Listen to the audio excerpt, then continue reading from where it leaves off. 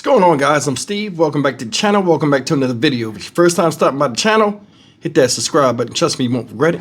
You're a returning subscriber. As always, guys, welcome back, and I do appreciate the support. Guys, I'm going to talk about a story out of Berkeley, Missouri, right outside St. Louis. Shout out both places.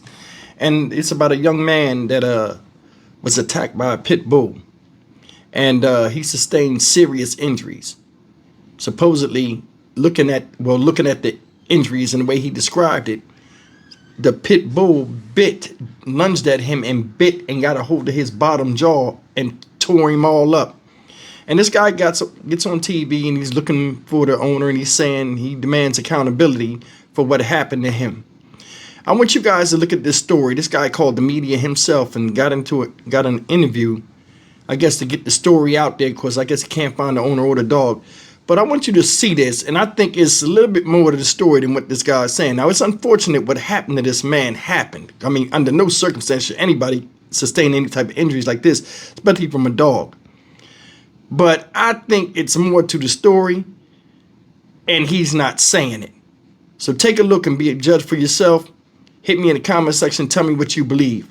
Take a look at this, and I'll come back with commentary as always. Got to the hospital. When I woke up, like, the whole story changed. Everything changed. Tonight, a local man's life will never be the same after he was attacked by a dog. This is First Alert 4 at 10. I'm Samantha Jones. And I'm Corey Stark. While he begins to recover, he wants to see the owner held accountable. This happened in Berkeley, which has ordinances against certain dog breeds. And we do want to warn you, some images in this story may be disturbing to see. Only our Morgan Harris is hearing from the victim tonight. I look like a monster when I woke up. As tears fall down Brandon Jamison's face, he tells First Alert 4 he doesn't feel comfortable being in public without a mask. Jamison says he hasn't shown his face since the evening of May 11th, when he says a pit bull bit him. I went to meet a friend out, and we went to another friend's house. Jamison says after being at a house party for a while, he decided to leave, and he saw a man outside the home with a dog. He was like, prior to coming, he like, my dog is this, he be tripping and stuff. So I remember, I could just remember holding the paws. When he kind of pulled the dog launched. Look at my face. Jamison's friends rushed him to the hospital where he had surgery. The pictures of his injuries so graphic, we blurred them. I would never imagine that a dog would bite me in my face. While Jamison begins his long journey of cosmetic and reconstructive surgeries, he wants to see the dog and the owner brought to justice. Jamison claims he disappeared after the incident. Jamison has filed a report with Berkeley police. According to the city's ordinance, certain dogs can't be kept in Berkeley, including any pit bull dog. If found, the owner may be punished with a fine or jail time. And animal control would immediately take the animal away. I wake up every day, every morning. I just wake up and just start crying, because it really do seem unreal to me. It really do. We reached out to St. Louis County Animal Care and Control. They tell First Alert 4 the case you are inquiring about is actively being investigated by our animal control officers. Jamison says he refuses to stay silent until someone is held accountable. Everybody been trying to silence me and bully me. I feel like no, it happened. This is real. Now, we've reached out to Berkeley police but haven't heard back yet. Jamison tells me he has to have at least one more surgery, and he doesn't have health insurance yet because he just started a new job. We do have a link to his GoFundMe inside this story on the First Alert 4 News app. Corey, Sam. All right, guys, you've seen that. And, dog attacks happen all the time, especially with irresponsible owners. Now, you've seen this dude on TV, and they didn't say a lot. But it's one thing that got to be thought about here. Said he came from a party and the guy said, hey, man, my dog be tripping. Why would he say that? Number one, what was the conversation for him to say that, which they left out? Number one. And number two, how did the dog get close enough to your face to bite and lock onto your bottom jaw? That's the one part where I'm like, yo, it got to be more to the story. Now, it's easy in situations like this to say, oh, the owner's wrong and this and that, but dogs are going to be dogs. I'm more than sure that dog wasn't just sitting there before he just lunged and just went off. Usually there are warning signs. Dogs' ears go back, their pupils dilate.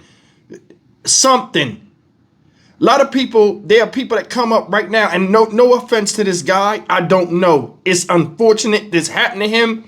I am empathetic with his situation because a lot of people don't look into consideration. This is facial injuries, and that can affect his employment. This guy got a job, said he don't have no benefits right now. I think that's the main reason why. That's the driving force for him saying something got to be done, because he probably ain't got the money for the bills. But we got to look at this realistically. What was you, tying your shoe? Why was you that close to the dog if he said the dog be tripping? You understand what I'm saying? It doesn't make, some stuff is not adding up. Stuff is left out. Now, like I said, it's unfortunate this happened to this guy, and nobody wants to be in that position where their face is messed up. But all that damn crying on TV, you showed your face on social media, but you didn't show it in front of the reporters? The story is about the injuries you suffered. Why you didn't show them then? I don't understand this whole thing. I mean, I understand it's fucked up. It is. But damn, I mean, what was the main reason for you to go and talk with a mask like this and say a guy bit you and don't give all the details? I would have to hear from the owner.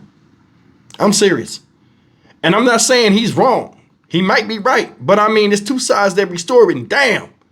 You know what I mean? I just can't get all that crying on TV like that. I just can't get past that shit. I mean, I know he's hurt, but goddamn, you know what I'm saying? What y'all think, man? Leave me a comment. I mean, there are a lot of people that are irresponsible with their dogs. There are a lot of people that want these dogs to be mean and all this type of stuff. But you gotta remember, a dog is going to be protective of his owner or of the property by instinct. They are. They may not attack all the time, but they'll bark and do what dogs do. The main reason people get them as a warning, you know, as an early warning device or pet or something like that. But I mean, it ranges from dog to dog. But there are a lot of irresponsible dog owners out there. I don't know if this guy is one of them, because I've seen multiple people, even in my apartment complex where I live, that have dogs, and they're walking with dogs, and people that think the dog is cute. Oh, your dog is cute. And they'll go to the dog and they'll lean down, you know, from a standing position and talk to the dog. Anything's possible. I don't understand how the dog got close enough to his face. And that's my only thing with this. I mean, come on. I ain't never seen a dog just jump up and fly at somebody's throat while on a leash. That's the thing. The dog was on a leash. So how did you get close enough to the dog for it to lock onto your face and tear a hole through the bottom of your jaw, like your mouth? Just something that, I mean, I saw that. I mean, what you guys think? Leave me something in the comments section. I feel him. I feel his pain, but I find it hard to believe that he did not play any role in getting close enough to a dog that the guy already said was dangerous to have it lock onto his face.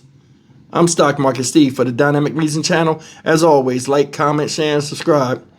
I wish him a good recovery, but you got to be smart out here. See you in the next video. Take care.